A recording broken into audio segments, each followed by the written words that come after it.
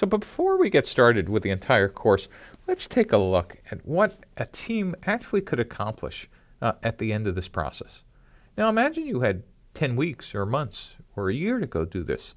You'd actually be able to do a lot. But what if we gave you 5 days?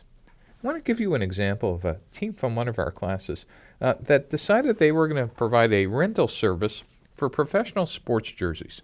And in 5 days, they personally got out of the building and spoke to 169 customers and had 190 people come to their website and actually sold 2 things during the class. Let's take a look at what their business model canvas started with and evolved to. So on day 1, these were their initial hypotheses coming into the class. They thought that their customer segments was going to be professional sports game attendees who were going to be male, adult, less than $100,000 income, and attend 10 games per year. That is, they were beginning with a series of hypotheses about their customer archetype. And they thought their value proposition was going to provide a cheaper way to officially license sports jerseys to a game, eliminate the risk of owning a player whose jersey is traded, and to provide alternatives to purchasing counterfeit jerseys. And their sales channel was going to be websites or stadium shops or ticket websites or direct mail. And how they were going to create demand was through search ads, social media, stadium promotions. And their revenue stream was going to be through an annual subscription model. And on the left-hand side, kind of the backstage of the business model canvas, their activities were going to be rental tracking, shipping, dry cleaning, marketing, customer service. And they were going to have as resources inventory of jerseys, warehouses, logistics systems, and their key partners might be the professional sports league and the suppliers and the dry cleaners and the shop vendors and envelope suppliers and UPS and FedEx and the postal service. And their cost structure was going to be for warehousing, shipping, cleaning, logistics, tracking, website development, and maintenance. And this sounds particularly reasonable. You would look at this and go, absolutely, why do I even need to be in this class? But they got out of the building and spoke to 60 people by going to Yankee Stadium and actually meeting a bunch of customers on the first day. And look what happened. They realized that actually women wore sports jerseys as well. And there was no way you could have convinced them of that until they stood in front of the customers at Yankee Stadium and said, hey, it's a 50-50 split. And that it was actually young adults, 18 to 30, and they actually were casual sports fans. And now they started to get a better understanding of what customer relationships were, about getting customers, keeping them, and growing them. And they realized that people would maybe also be interested in a pay-per-rental model as well as an annual subscription.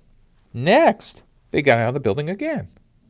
And now they started expanding who their customer segment was, and they actually split the segment into 2. They realized there were 2 different archetypes.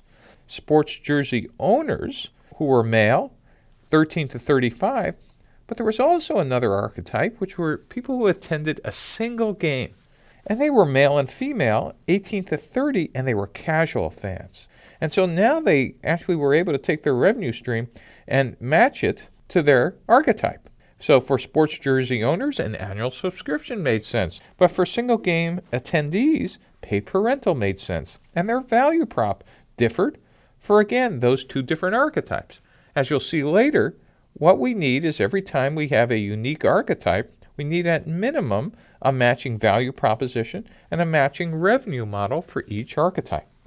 The 4th day, they learned some more things.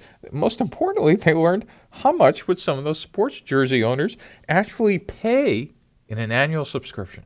They actually started asking some serious solid numbers, and the answer they got back was $200. And they also understood that social media would be a big component in customer acquisition. The next day, they learned some more. They actually learned that another alternative for sports jersey owners would be a monthly subscription and also a one-time rental. And they started thinking about how would you keep those customers? That is, how would you eliminate churn and increase loyalty? And they started to think about seniority loyalty programs and how they would grow those customers by cross-selling and upselling them with premium subscriptions and family plans. So you could see after 5 days, just 5 days, after talking to 160 customers, you could see how the business model evolved dramatically from something that looked like this on day 1 to something that looked like this on day 5. Day 1, a series of untested hypotheses, a faith-based enterprise. On day 5, the faith has turned into facts. And this startup is on the road to actually building something that customers might want. So in the rest of these lectures, we're going to take you through each one of the business model components and hoping you'll get out of the building just like this team to test each one of your hypotheses.